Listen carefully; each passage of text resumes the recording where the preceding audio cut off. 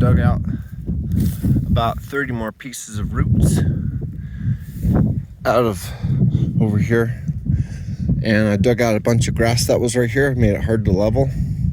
It was kind of like that, but that was on a level spot. So, and I put the grassy stuff over there. Then I got the non-grassy part and filled the holes back in. It was about 5 wagon loads out of here. Cool. I chopped a whole bunch more out, probably about from here over, but I got a lot more soil over there from all this in that wagon there.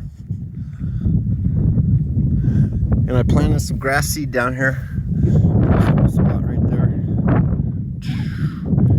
Cool. Have a good one.